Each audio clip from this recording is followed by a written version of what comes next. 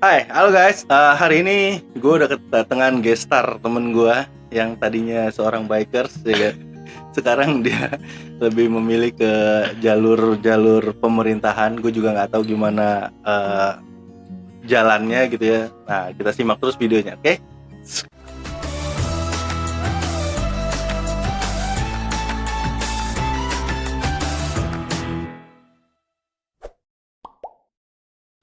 Hai, apa kabar teman-teman semua? Semoga hari ini lebih baik dari hari kemarin. Ya, hari ini gue udah sama guest star gue. Dia seorang apa sekarang lu? Sekarang wakil masyarakat Wakil bidang masyarakat penyiaran. ya, wakil masyarakat Di bidang penyiaran. di bidang penyiaran. Oke, boleh kenalin dulu bro, temen. Oke. Hai, selamat siang. Assalamualaikum warahmatullahi wabarakatuh. Salam sejahtera buat kita semua. Nama gue aja lah ya. Kalau Iya, di medsos slow aja gini lah. nama gue Tri Andri. Sekarang sih aktif di Komisi Penyiaran Indonesia, daerah provinsi DKI Jakarta. Kaget loh, jujur. Bangga sama di sebelah gue ini. Ngelihat profilnya di Facebook udah lama sering gue pantengin. Jadi alhamdulillah punya teman seorang coaching klinik. Gila, gue dikepoin bro. Ayam. Parah, gue Asli dikepoin, coaching bro. klinik, seorang motivator handal. Seringnya sih di daerah Jawa Barat sana. Iya. Tadi gue sempat pas masuk ini masih sering ke Cirebon lah ya. Ya, Masih sering Cirebon, ternyata enggak ya. Pandemi ini moga-moga corona cepat selesai. cepet beres lah ya. Yoi. Cepet beres ya. Nah, dia dulu, gue udah berapa lama gak ketemu lu ya? Terakhir di Red Zone Lama banget ya. 2000 Ada 10 tahun bro. kurang lebih lah. 10 tahun ya? 10-9 tahun. Gue juga pantauin juga soalnya lu dikit-dikit sekarang pakai peci. Gitu kan. Anjir, pakai peci. Gila nih orang. Terus fotonya sama orang-orang, wih ngeri sekali gue bilang fotonya nih ya kan. Sama gubernur DKI, terus sama menteri-menteri. Wah gila. Enggak ada. Oh enggak ada. Enggak ada momen. Sama presiden ada. Sama presiden. Wah gue belum sampai bro ke sana bro. Dulu dia masih jadi gubernur Gue DKI. kayaknya gue ngeri. Mau masuk ke sana aja kayaknya ringnya tuh jauh banget gitu. Enggak, dulu makanya bisa foto sama presiden. Dulu pas dia masih jadi gubernur DKI. Oh gitu. Jadi pas dia jadi presiden, ya udahlah anggap aja jadi presiden. Gitu. Iya. Black loh. Oke, nah dulu bareng-bareng nih kita nih, bareng-bareng gitu jadi motoran, biker segala macam gitu ya, yang boro-boro mikirin pemerintahan, Pokoknya mikirin politik gitu ya. Mikirin besok touring kemana. Besok touring kemana nih, ya kan? Terus pokoknya ada nggak ada duit, gue harus jalan. Kalau dulu bikers. Kalau sekarang sih alhamdulillah juga ngelihat teman-teman yang jadi bikers ya lebih enak. Bukannya lebih enak ya. Alhamdulillah solid juga. Zaman kita lebih solid. Lebih solid. Tapi menurut gue lebih enakan zaman dulu, bro. Asli. Menurut gue lebih enakan zaman dulu. Sekarang dikit-dikit di medsos. Sekarang dikit-dikit. Iya. Kalau kita dulu boro-boro mau Mayday. Iya. Ya rusak betulin sendiri. Iya. Sekarang gini, gue sama di Vespa nih ya. Gue main Vespa gitu. Mau nongkrong aja, kita udah tahu nongkrong hari apa gitu ya. Kita udah tahu nih nongkrong hari apa, jam berapa. Masih nanya di grup, nongkrong pada kagak. Menurut gue, ya gila lu, gue dulu nggak begitu gitu. Gue tahu jamnya berapa, gue tahu tempat nongkrongnya di mana. Ya Lu udah dihajar. gas aja kan. Nah, dulu kan Mau ada orang mau nggak ada orang di sono, ya bodo amat. kalau lu dulu di Asia Afrika, Nah. gue di Margonda. Lu di Margonda. Ya maksud gue, lu tahu gitu kan tempatnya jamnya jam berapa, ini jam berapa gitu kan. Nah sekarang enggak. Pada nongkrong enggak? Ada yang kopdar enggak? Kan enggak lucu, bro. Ini apaan sih? Lu kan tahu tempatnya. Lu tahu jamnya. Gue bilang, oh udah gila gue bilang nih. Ada lagi dulu kalau touring dadakan. Iya. Kalau sekarang agak gue sempat ngerasain juga lah di klub motor. Sekarang nggak gabung komunitas tapi teman-teman banyak. Sebulan sebelumnya, oke besok kesini. Kalau zaman jadi jalan. dulu, zaman kita Suzuki lah ya. Lu di Shogun, gue di Smash. Sejam sebelumnya juga, ayo. Iya. Gitulah. Mau bawa duit berapa juga berangkat dulu. Ya kan? Berangkat dulu. Yang penting ATM ada. Gas dulu. Gas dulu yang penting. Curhat belakangan. Yang penting ATM ada. Gampang itu mah, ya kan? Nah, kenapa lu sekarang lebih ke arah pemerintahan, bro? Apakah itu memang tujuan lo? Apakah memang lu mencari dulu atau gimana sih sebenarnya? Kalau gue boleh cerita dari awal, Iya. sebenarnya gue kan dulu kuliah di ISIP Lenteng Agung. Isi. Itu nggak niat. Dah, kenapa nggak niat lu? Kuliah nggak niat. Serius nggak niat. Kecemplung. Karena waktu itu nggak mau kuliah di sana. Gue maunya kuliah ngambil hukum. Ternyata UMPTN gue gak lulus lah. Terus tahun berikutnya gue tes, ya kan sudah masuk kuliah. Tahun berikutnya gue tes di ini masuk, lulus di salah satu PTN, nggak boleh menyokap. Why? Alasannya cuma satu. Jauh. Bukan. Apa? Lu di sini aja pacaran mulu. Oh. Ntar kalau di sana pulang bawa cucu, katanya digituin. Gue nyampe geleng-geleng, gue garuk-garuk kepala, dasar emak gue dah. Ya udah akhirnya lanjutin di ISIP yang benar-benar kuliah nggak niat dari awal, nggak niat sama sekali. Berapa lama lulus sih gue tanya? Kalau nggak niat lu berapa lama lulus? Alhamdulillah 9 semester. 4 tahun. 4 tahun setengah. 4 tahun setengah ya? Yang setengah tahunnya tuh gue agak nakal. Nyari duit ikut salah satu tim capres lah waktu itu. Oh tapi udah mulai ke sana ya? Sudah mulai ke sana. Sudah. Pada saat kuliah itu? Kuliah atau memang di lingkungan kampus itu memang ya gue jurusan politik, Bos. Iya, maksudnya di lingkungan kampus tuh memang ada beberapa yang arahnya ke sana gitu. Apa gimana? Ya ada yang arahnya ke sana, tapi kan kalau ISIP itu kebanyakan di dunia digital, penyiaran, Kompas, di dunia penyiaran, media cetak, online, elektronik dan lain sebagainya. Setiap media pasti ada anak ISIP-nya. Nah, kebenaran gue gabung di salah satu organisasi lah kemahasiswaan, itu banyaknya ya di HMI, Himpunan Mahasiswa Islam. Itu mereka setelah selesai kuliah, mereka ikut senior, ada yang anggota dewan, anggota DPRD, banyak lah yang lain sebagainya. Nah, gue kebenaran pas lulus kuliah nggak ikut anggota dewan, padahal gue aktif di HMI. Gue kerja di asuransi. Kerja dulu di asuransi. Kerja dulu di belakang meja, ngetik-ngetik, input data. Ya kan? Karena lu nggak niat juga kali ya waktu itu ya? Atau gimana sih? Dimasukin bokap sih. Sebenarnya sih ada nepotisme dikit lah ya. Tapi yang ini nggak disensor juga nggak apa-apa. Tapi pas dites di Bumi Putra itu memang ya gue mampu kerja di situ. Ya maksudnya ya kalaupun nepotisme kalau nggak ada kemampuannya juga kan jadi nggak ada apa-apanya. Iya benar. Kalau nepotisme lu punya kemampuan ya kenapa? Iya, nggak jadi masalah sepakat juga. Iya kan dikasih tahu sama orang terdekat, contohnya sama orang tua atau apa. Nah di sana ada lowongan di kantor bapak, coba tes kamu masuk apa enggak, ya kan? Iya. Kalau masuk ya berarti memang mumpuni, kalau nggak masuk ya memang berarti gue goblok. Iya emang bukan jalan yang sana, gitu kan? Betul. Nah kan, karena kan anak muda sekarang dulu ya zaman kita dulu mah boro-boro bro. Maunya touring. Iya. Ngeliat partai aja kayaknya udah enak banget gitu. Anak sekarang juga kebanyakan begitu, apatis sama partai. Sama apa namanya? Sama pemilihan aja kadang-kadang itu kertas pilihan nggak dibuka, dicolok. Iya gue. Colok aja langsung gitu. Kalau gue akhirnya setahun itu 2 tahun di asuransi di Bumi Putra. Setelah setahun diangkat karyawan, gue ingat banget tuh September 2012, gue mundur. Di asuransi itu. Padahal kalau kata orang, udah diangkat karyawan udah stay dong. Udah enak dong ya. Udah enak. Tapi gue mundur. Kenapa? Ada tantangan tersendiri. Nah, gue punya abang-abangan nih sekarang dia anggota dewan. Dia sempat bilang waktu itu, siap fighting bareng gue nggak? Nggak jadi bareng sama gue. Di situ jiwa muda, jiwa politik karena kuliah di politik gue keluar. Jadi ternyata gue mundur dari kerjaan itu. Selain itu juga ya memang gue dipindahin jauh sih bos. Tadinya kantor gue di Pondok Gede, gue dipindahin ke Cikarang. Bete gak lu? Jauh gak lu? Tambah parah jalan. Gue pernah ngerasain 2 hari itu. Hari pertama, gue pikir deket bos. Iyalah. Cikarang. Wah, masih plat B. Jogja aja PP kan. Tapi pas cobain 2 hari, bete. Kemeng juga gitu. Iya, gue bilang kalau gue 3 tahun di sini lumayan juga ini lama-lama. Bisa paru-paru basah gue nih. Akhirnya gue ngerasain bolak-balik 2 hari gue coba, terus naik bis gue harus berangkat jam 5. Ini bukannya buat teman-teman kaum muda untuk kerja jauh harus nolak, enggak nih. Iya. Karena gue ngerasain pilihan sih bos, itu pilihan. Iya kan? Gue bilang ya Allah. Akhirnya gue mundur ikut abang-abangan gue yang sekarang jadi anggota dewan, gambling. Ya kan? Selama 2 tahun itu kampanye sama dia, antara menang apa enggak kan kita nggak tahu. Iya. Ternyata alhamdulillah dia kepilih. Pas dia kepilih, gue dengan PD-nya dong, gue bakalan jadi staf ahlinya dia. Ya kan? Pasti direkom dong. Memang direkom. Tapi jujur, nggak dimasukin? Nggak masuk.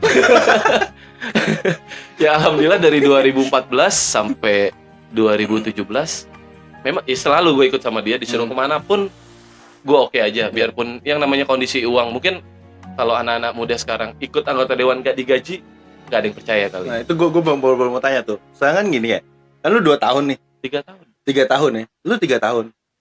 Mau nggak mau kan lu tetap makan bro. Iya. Duitnya dari mana? Ya, gue mau ngomong belas kasihan banget gue ya kan. Ya, kadang istilahnya apakah ada yang bertanggung jawab atas diri lo atau ya paling dari manakah hasil penghasilan? Ya kita nggak munafik lah. ya Pasti oke. kan Dari ada. 2014 sampai 2017 ya, gue mengidam-idamkan jadi TA di DPRD. Ternyata gue nggak keterima kan. Nggak keterima mungkin ya bukan garis tangan yang tadi gue bilang nih, garis tangan sama bukan rezeki. Gua rezeki. Ya alhamdulillah abang-abangan yang gue ikutin ini, biarpun gue tidak digaji oleh DPRD resmi, ya sedikit banyak ngerti lah kalau gue datang tiba-tiba agak muka-muka bete gitu kan. Paling dia nanya, ngapa lo nggak punya duit? Iya bang, ya ada aja rezeki dikasih. Tiba-tiba ada temannya dia datang, ya ngebantu ngurusin apa, ya kan? Bukannya jadi perantau loh gue, bukannya jadi calo ya, tapi dia bisa ngurus ini nggak? Gue udah telepon, iya bang sini gue bawain berkas ke sana, gue kasih, terus gue komunikasi. Akhirnya ya dari situ-situ aja. Ya dari berarti ada yang menjamin lu lah ya. Ya, Ada yang insya Allah ada yang menjamin lu lah menjamin. ya. Nah, 2017 gue dengar lowongan jadi staf ahli di Komisi Informasi. Oke. Komisi Informasi itu ya orang-orang apa ya? Kalau ini menyidangkan informasi yang tidak diberikan secara layak, secara faktual oleh Pemda, pemerintah provinsi. Kalau di Jakarta ya Pemprov. Maksudnya gimana tuh? Informasi apa tuh yang? Jadi gini, misalnya apakah ada secret informasi yang memang tidak boleh dipublish? Ada. Atau seperti apa? Di Undang-Undang Keterbukaan Informasi ada ya terbagi menjadi ada yang harus terbuka dan tertutup. Yang tertutup itu contohnya ya kayak data yang hari ini corona, ya, yang data pasien, data nama pasien ini itu sebenarnya harus ditutup. Namanya. Namanya. Nama, alamat harus. Nah itu salah satu contoh informasi yang tertutup. Ya. Kalau yang terbuka anggaran bos. Anggaran ya. Anggaran harus terbuka dong. Iya. Ya nggak? Sepakat dong. Sepakat. Nah makanya sekarang banyak di jalan-jalan kayak sepertinya pembuatan jalan ini dicantumin kan anggarannya sekian.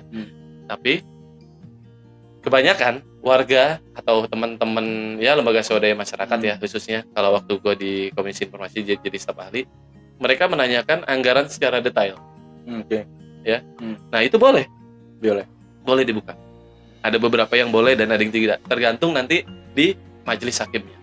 Karena gue bukan jadi komisioner di sana, staf ahli, gue nggak terlalu mendalami, tapi sedikit banyak ya seperti itu. Harus ada yang terbuka dan tertutup. Nah kalau yang terkait corona sekarang, alhamdulillah pemerintah pusat, Pemda DKI itu datanya mulai terbuka. Satu lagi nih ada kalau nggak salah lapor apa gitu punya warga masyarakat itu terbuka, tapi ya itu tidak menyebutkan nama pasien. Kasihan juga bos. Nggak bisa lah, jangan dong. Dong. Itu juga ada kode etiknya dokter di situ. Jangan. Di situ ada kode etik dokter. Sama kayak gue juga. Gue punya kode etik, gue nggak bakal sebutin nama klien gue, gitu kan. Gue nggak bakal sebutin siapa. Mungkin kalau lembaganya atau badannya gue bisa sebutin, wajib. Ya kan. Tapi kalau kontaknya siapa gue nggak akan sebutin. Ya, ntar dipotong coaching lu. Kalau misalkan gini, gue mau kasih gambaran ke klien gue satunya lagi nih tentang hal yang sama gitu ya. Nah gue nggak akan sebutin si klien gue ini sudah ikut. Paling gue sebutin apa? Ada yang sama kayak lo, kondisinya begini. Gitu doang. Iya kan tadi. Nah, penanggulangannya begini loh. Dan sampai ini kita udah bisa sukses gitu untuk menanggulangi hal masalah yang sama kayak lo. Iya. Gitu. Gue cuma sampai segitu doang. Nah, lo mau ikut apa enggak? Gitu doang. Berarti klien lo banyak yang orang-orang top lah ya. Amin. Gue doain. Amin ya Allah. Semoga gue dikasih training juga sih di KPID nih. Nah ini buat gue ntar maju dah. Ini buat teman-teman nih. Alhamdulillah sekarang lembaga negara kita semua turut berempati dengan adanya virus ini dan alhamdulillah anggaran kita pun semua dipotong. Tidak ada kegiatan apapun. Ya. Hanya honor. Gue senengnya apa bro? Ada satu sisi di corona ini yang membuat kita bersatu. Membuat kita itu jadi apa ya? Jadi mikir gitu. Istilahnya ya kita miskin bareng-bareng. Iya. Iya dong. Yoi. Kita nggak punya duit bareng-bareng semuanya, lu nggak punya duit udah. Mau Iya. yang kaya, mau yang miskin, bener-bener miskin, semua nggak punya duit. Iya, nyampe gue Iya, jualan, kan? nyampe gue jualan minyak loh. Ya akhirnya kan kita bikin Kreasi. sesuatu lagi gitu. Karena orang kalau nggak kepentok dia nggak akan bikin sesuatu, bro. Iya benar. Iya dong. Iya, iya. Iya kan, sepakat dong lo. Iya. Iya kan? Gue nyampe jualan, jujur. Nyampe jualan minyak. Iya. Sekarang Gue jadi kurir kemana-mana. sampai datanya aja, ini yang bikin channel YouTube baru juga banyak banget, bro. Dan asal lo tahu nggak semudah itu lo dapat monetize di YouTube. Lo pikir lo bikin langsung dapat duit? Kagak lah. Susah. Ya, kan harus berjuang dulu. Iya, Tapi kan tetap kalah sama yang sudah berjuang dahulu. Iya, gue Lebih ya. dulu. Kalau gue bukan doain lo ya, gue nggak pernah mau doain lo. Gue sumpahin. Karena sumpah lebih cepet. Gue sumpahin subscriber lo dalam waktu dekat meningkat Amin, aja. amin. Nggak mau gue doain, gue Iya, nggak sumpahin. apa-apa ya, biarin. Ya, itulah. Ya, Iya, itu jadi- sebagian perjalanan hidup. Ya, jadi kan banyak juga yang menstigma nih. Yang berpandangan bahwa anak-anak muda sekarang nih ya, milenial sekarang tuh sebenarnya ada juga yang beberapa kan yang masuk dong, yang masuk ke pemerintahan kan. Banyak. Kayak Giring kan juga masuk Iya. akhirnya gitu kan. Kayak Tina Tun juga masuk Alhamdulillah, gitu anggota dewan. kan. Nah, ya semoga mereka bisa benar-benar bekerja lah. Ya kan? Nah, karena banyak juga kan yang berpikiran bahwa pemerintahan itu masih begitu aja, bro. Ngerti lah maksud gue, masih Paham, begitu aja, paham, ya kan? paham. Masih begitu aja nih, masih begitu aja dalam artian yang ya di dalamnya tuh masih kotor lah. Iya. Iya kan? Ya, paham. Gitu. Itu banyak sekali. Nah, apakah itu memang benar-benar terjadi apa enggak sih gitu? Gue sering bercanda sama teman-teman gue. Lu ngapain sih masuk politik? Nggak masuk ini. Kan politik kotor. Emang, Iya. emang kotor. Tapi lu belum ngerasain kan? Hmm. Kalau udah lu ngerasain, lu akan tahu itu politik seperti apa. Ya. Gue dimulai kegiatan berpolitik waktu sebelum di KPI. Kalau di KPID ini, Iya. gue stop sama sekali berpolitik. Stop. Setahun sebelum di KPID gue stop. Sebelumnya kan lu udah main di politik dulu padahal ya. Iya deh. Karena lu ngikut di Ngikut sana sini, kampanye. ngikut sana sini, ngikut kampanye, tapi tidak pernah gue terdaftar sebagai anggota parpol. Oh gitu. Ya hanya simpatisan. Simpatisan namanya. Simpatisan. Gue gak pernah terdaftar di parpol. Ya gue coba karena ikut abang-abangan gue itu anggota dewan. Ya ikut kegiatannya dia. Ternyata kegiatannya banyak yang ke masyarakat. Oke. Ada nyampe sekarang pantangan buat gue. Kalau ini gue handphone gue mau nomor yang dulu apa yang ini. Kalau jam 2 pagi ini bunyi, tandanya berduka. Woi, kenapa? Orang minta ambulan, minta kuburan, minta Kok bisa? bantuan sama gue. Hah? Mas Andri, siapin dong.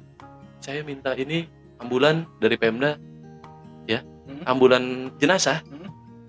Mau dipakamin jam berapa? Jam 8. Gue teleponin langsung. Pasti selalu kalau jam 2 pagi ini dering, kabarnya selalu kabar duka. Minta bantuan. Kalau tidak ambulan, minta bantuan ke makam. Minta dicariin makam, ya, buat subscribernya Om Koko nih. Pemda DKI menyiapkan ambulan gratis. Dan gue merasakan itu, bro. Iya. Almarhum nyokap gue itu jam berapa ya? Jam 1:30 lah. Jam 1:30 itu gue mau bawa ke rumah sakit. Pakai AGD ya. Gue bingung nyari ambulan di mana karena gue nggak tahu dong. Ya namanya gue panik dan yang setahu gue ambulan cuman ada di rumah sakit dong. Iya. Iya kan. Akhirnya gue browsing, gue cuma telepon yang 119. 119. Betul. Ambulan yang hijau. Iya. Iya. Tahun berapa dulu? Dan itu yang datang 2000 berapa ya? 2015 ya. Ya, 2015 tuh armadanya baru Hyundai yang gede. Iya, pakai itu memang, pakai itu. Dan ini kan ada di sini ternyata. Ada Di di tiap- pintu masuk tol yang mau ke Jagorawi? Jagorawi. Iya, itu ada satu. Dan gue baru tahu di situ. Jadi sebenarnya itu Pemda menyiapkan satu kecamatan satu. Oke. Ya, mudah-mudahan bertambah. Mudah-mudahan bertambah. Mudah-mudahan ya. bertambah. Ya, Dan kalau gue boleh kasih masukan, bukan hanya armadanya bro yang ditambah, tenaga kesehatan. tenaga kesehatan dan sosialisasi orang bisa dapetin ini di mana. Nah, itu yang jadi problem. Yes. Itu yang diperbanyak sebenarnya. Yes. Karena itu yang gue alamin, gue nggak tahu. Kalau gue nggak browsing atau gue nggak googling, gue nggak akan tahu nyari ambulans itu di mana. Nah, nanti hasil YouTube ini nih, masukan dari Koko nih, gue sisihin langsung ke gubernur nih. Jadi Gue sisi di Facebook @MasAnisRasyid_Baswedan dan Wagub deh, Bang Adija. Siang semuanya Bang, abang-abang gue yang di balai kota nih. iya, jadi armada boleh banyak, emang wajib ya kan? Sosialisasi yang kurang. Armada tenaga medisnya oke, boleh banyak gitu ya. Tapi kalau sosialisasi yang nggak ada, orang nggak akan pernah tahu gimana nyarinya. Nah, Ya ini atau apakah harus dibuat sebuah akses langsung atau berbentuk aplikasi kah atau berbentuk apakah itu gitu ya. oke. Jadi itu lebih membantu gitu. Which is misalkan bukan keluarga kita atau misalkan Tetangga lah atau ya. tetangga atau keluarga kita, ya kan? Keluarga kita atau nelfon, oh ada berita duka di segala macam, kita bisa bantu untuk cari ambulan buat ke sana. Which is Oke. itu dulu. Jadi Oke. minimal kita ngasih kabar orang ini, kita dapetin ambulan tuh di mana sih? Dapetin mobil jenazah tuh gimana sih? Nah, karena kasus yang nyokap gue, waktu nyokap gue nggak ada itu, meninggal itu, pertama ambulan, yang kedua makam, bro. Wih gila, itu banyak banget yang main, bro. Banyak sekali yang main gitu. Makam biaya resmi Pemda DKI hanya 100.000 bos. Betul. Karena gue urus sendiri. Ya, 100.000. Dan itu banyak banget. Wah, inilah itu di keadaan panik ya, di keadaan panik Kita bayar. karena situation, banyak sekali yang nawarin itu. Pertama, supir ambulan rumah sakit, Biaya paket lagi bos ya. Iya. 3 juta apa 4 juta? mandiin, terus apalah segala macam, nisan segala macam, 4 juta, Oh iya.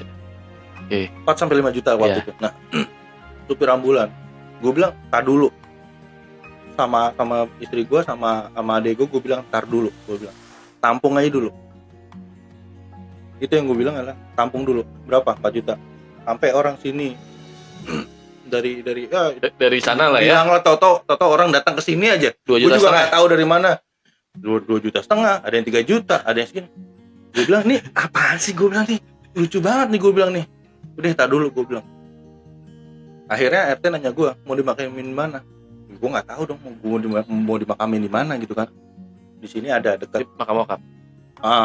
tanah wakaf gitulah. Cuman gue nggak nyaman karena pemakamannya ya tahu sendiri, bro, kalau makam tuh nggak teratur gitu loh, nggak teratur. Ntar juga gue nggak mau ya, namanya orang tua kita gitu Ya, kan. ke TPU lah ya. Akhirnya gue putusin untuk ke Pondok Rangon.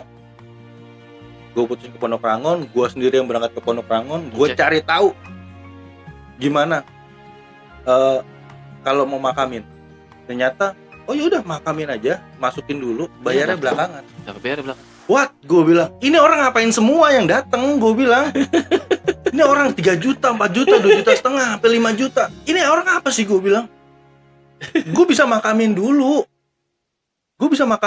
baru bayar. Tapi gue ada yang lebih kaget lagi. Dan setiap tahunnya juga cuma 50.000 kok perpanjangnya. 3 tahun sekali bos. Iya, maksudnya nggak mahal Enggak. gitu loh. Per 3 tahun. Iya, paling lu cuman bayar orang yang bersihin Iya. makam lu, itu kan ya itu Wajar lah. itulah itu dari Nurani, bos. Enggak, maksud gua itu dari kita lah, Keikhlasan gitu kita kan. itu wajar. Itu dari kita untuk orang-orang yang di sana yang Ah. memang pekerjaannya membersihkan makam gitu kan. Nah, kalau untuk dari pemerintah sendiri, gue benar-benar sangat terbantu sama kondisi itu. Tapi yang jadi problem adalah Sosialisasinya Bira. sosialisasi informasinya. Itu yang jadi poin. Berarti medsosnya Pemda DKI kan sekarang eranya medsos nih. Iya. Ya harus lebih berwarna lah ya. Pertama lebih berwarna, yang kedua menurut gue Sosialisasi masih perlu ke masyarakat, flyer atau apa? Penting nggak? menurut gue sih medsos lebih cepet. Medsos ya. Sekarang gini deh, medsos bikinnya gratis, bro. Nggak bayar dong, Lo bikin akun gratis. bikin akun. Cuman kalau ngedit Ya, kalau lu ngedit atau lu bikin iklan di medsos, iya bayar. Iya. Cuman kan lu bikin akunnya gratis. bikin akunnya gratis. Iya kan? Nah, bikin akunnya gratis. Sekarang kalau lu bikin flyer, sekali setting 150.000 sampai 200 kan. iya berapa banyak? Cetaknya itu roll banner 15 sampai 18.000 Iya, kan. belum spanduk, Iya, spanduknya 15 sampai 18.000. Iya. Biaya ongkos masang ya kan. ongkos masangnya, belum perizinan nih, Belum kotor ya. belum kotornya. Oh, iya. Salah lagi aja gue. Ya enggak? Dan yang jadi pertanyaan gue adalah Dari lu rumah nih ya, dari lu rumah ke rumah gue sekarang nih, ke studio gue ini, 20 menit. ya kan? 20 menit. Berapa banyak spanduk yang lu baca? Hari ini cukup banyak sih. Berapa banyak? Lupa. Ya. Sekarang kemampuan manusia cuma 9, bro. Nah, gue dapat ilmu. Alhamdulillah dapat ilmu gratisan dari sang coaching. Ya. Kemampuan manusia itu sebenarnya cuma 9. Merecord semua informasi. Cuma 9. 9. Coba lu sebutin merek motor. Merek motor. Sebanyak-banyaknya lu sebutin merek motor. Iklan dong tadi bilang. Nggak apa-apa. Yamaha, Honda, Suzuki, Kawasaki. Merek ke bawahnya banyak. 4 aja gue cukupin. Yang lu ingat cuma 4. Ada BMW. Terus? Binter. Ya itu merek-merek terkenal ya, kalau merek. Iya, whatever itu. Gue cuma minta. Kan? Gitu. Kemampuan manusia cuma sampai 9 maksimal. Informasi cuma sampai 9, bro. Yang ada yang bisa kita terima, yang bisa kita simpan. 9 ya. Di luar itu, informasi yang pertama akan berarti tertutup, balik lagi seperti balik itu. lagi. Oh, oke. Iya kan? Nih, dengan lu nyebutin 4 aja udah cepet. 4 cepet. Mulai ke 5, mulai ke 6 lu mulai mikir, apaan lagi? Iya kan? Iya. 7 lu mulai mikir lagi. Gitu. Nah, itu dia. Jadi informasi yang diterima masyarakat ini menurut gua karena manusia cuma bisa nampung 9 informasi maksimal. Nah, ketika ada informasi lebihnya ini akan tertutup informasi yang lainnya. Paham. Gitu. Nah, jadi ilmunya nih. Nah, jadi ketika maka tadi gue bilang ke pemerintah itu ketika menurut gue nggak usah too much bikin yang macam-macam. Medsos aja lu maksimalin, itu udah bagus menurut gue. Oke. Ini pesan buat saya sih, kalau di dinas pemakaman kenalnya sama sekretaris dinas ya, kebetulan tetangga. Ntar sih coba saya sampaikan, gue sampein langsung ya, itu makanya gue sangat terbantu ketika buat teman-teman juga buat pelajaran. Jadi jangan terlalu ketika kita nggak tahu tuh jangan terlalu mengandalkan orang lain, bro. Kita cari tahu sendiri. Lu cari tahu dulu aja. Sepakat. Gitu. Cari tahu aja dulu. Orang gue cari tahu sendiri lebih murah kok, 100.000. Iya. Berapa persennya dari gue yang ditawarin? Itu lo ya? Iya. Gue pernah loh. Kenapa? Makamin om di salah satu pemakaman, nggak gue sebut ya. Tengah malam gue datang, dimintain duit 2.500.000. Pemakamannya? Yes. Pemerintah? Pemerintah di TPU. Oknum ya. Gue sanggupin 2.500.000 kan asik nih. Gue dapet mainan dong, gue senang. Ya mas, ini 1 jutanya saya DP dulu ya. Mau diterima sama dia, ya kan? Mau dimakamin jam 10 pagi. Nah, kebetulan yang mau dimakamin itu om gue, om sendiri kan, jam 10 pagi. Oke, gue janjiin, oke jam 10 pas nyampe sana sudah selesai, nyampe sana penggalian sudah oke semua, prosesi pemakaman sudah selesai, alhamdulillah sudah selesai. Yeah. Gue datang dong, tanya lagi, mas berapa? Iya sesuai yang kemarin. Saya minta kwitansinya nih. Dengan PD-nya dibikinin 2.500.000 biaya pemakaman. Kwitansi biasa itu? Yang sobek nih. Yang sobek. Dengan PD-nya gue, Pak ketemu saya di kantor aja ya. Gue ajak dong ke kantor TPU. Dia dengan gaya-gaya sok-sok care, sok-sok akrab gue dengan teman-teman pemerintahan lah ya. Padahal gue belum kenal tuh nama kepala TPU-nya. Dengan gaya gila, kalau kata anak gue, gaya gilanya gue itu gue keluar dengan modal gue tempelin ID card waktu itu di DPRD karena asisten kan. Mana kepala TPU-nya? Ya nggak ada pak. Ya udah orang bertanggung jawab, keluar akhirnya PNS. Dijelasin pak gratis. Oh yaudah kalau gratis masin duduk. Saya lapor polisi. Ini pungli. Oh iya pungli dong. Alasannya dia harga paketan begini, saya nggak mau ada harga paketan. Pemerintah nggak bikin paketan bro. Mau McD. Lu kira beli paha sama dada ayam bos. Jangan ngomongin McD siang-siang lapar. Oh iya. Makasihan di Sarina kemarin, mudah-mudahan nggak ada kejadian lah. Ya itu akhirnya sang petugas pemakamannya menyelesaikan dengan baik. Dibalikin duit gua. Dan orangnya yang memakamkan, yang mencalonkan nggak boleh kelihatan lagi di situ. Dia orang situ atau bekerja di situ? Tidak bekerja di situ. Ya nggak bisa dipecat dong. Ya cuman kan diusir lah ya. Iya. Tapi pasti masih tetap kerja di situ. Ada lagi bos. Ah. Itu di TPU 1, di TPU sebelahnya. Hmm? Beran relawannya abang-abangan gue yang di DPR itu, relawannya Bang Sarip, dimintain duit 1 juta Untuk gali makamin Mm-mm. 1 juta. Itu pemakamannya di daerah Cipayung. Kalau gue sebutin lagi saya tuh mungkin orang ngomongannya. Alhamdulillah, gue samperin sorenya duitnya dibalikin. Iya, maksudnya banyak sekali yang oknum ya. Iya. Kita bicara oknum di sini. Iya, iya. Kita bicara oknum karena kemarin juga gue sempat nonton podcastnya Deddy Corbuzier sama Taufik Hidayat. Gue bisa nonton tuh semalam. Iya, buat gue apa ya? Masih segitunya kah gitu loh pemerintahan Indonesia ini gitu. Ya, oknum. Ya akhirnya banyak yang nggak percaya, bro. Tapi gue yakin kok. Makanya tadi balik lagi nih. Gue jadi refleksi sedikit, balik lagi. Ketika anak muda hari ini apatis dengan pemerintahan, dengan politik, ya kapan kita mau menyalurkan keinginan kita? Betul. Minimal kita terjun ke dalamnya. Iya. Karena kalau kita tidak terjun, kita tidak bisa mau dengan keinginan apa yang kita inginkan di dalam diri sendiri. Iya. Politisi muda sekarang top kok. Iya. Anak-anak muda sekarang top. Terus kemarin ada salah satu teman gua, usianya dia kelahiran 83, beda 4 tahun. Dia 37 tahun. Udah jadi komisioner lembaga sensor film. Anak muda, bos. Iya. Ya, mudah-mudahan ya gue juga sih sekarang jadi pejabat negara juga, pejabat daerah. Iya. Kita harus merubah apa yang terbelakang. Ya. Sekarang di sistem di kantor gua sudah canggih, men. Udah nggak ada yang namanya ya tanda tangan di bawah meja, tanda tangan di mana, nggak ada. Kita semua pakai aplikasi. Ya, itu kelebihannya Presiden Jokowi. Gua akuin kalau dia lebih ya gua akuin, tapi kalau dia salah wajar dong. Kita butuh kritik dong. Butuh dong. Kayak gua, Iya. kalau gua salah, gua terima kok dikritik. Gue juga seorang yang bukan anti kritik. Iya. Kalau gua salah, gue bisa kok minta maaf kepada seseorang yang gue bikin salah. Ya. Kalau Jokowi itu bagusnya sistemnya, tata kelola sistem perizinannya dibuat di serba Dipersingkat digital. dan semua dipersingkat. Semua dipersingkat. Nggak kayak dulu, bro. Nggak kayak dulu. Dari mungkin ada di beberapa lini yang agak panjang.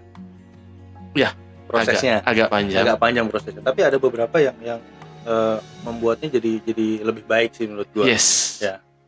Dipersingkat, semuanya dipersingkat gitu kan. Ya, betul. Jadi mungkin tetap harus jadi concernnya ya. Iya. Harus jadi concernnya pemerintah buat membuat ini mudah dan informatif. Apalagi sekarang kan kalau di zaman kita mau buka usaha ada tuh yang namanya SIUP, TDP atau apalah ya, saya lupa. Iya. Itu kan sudah jadi satu, namanya NIB.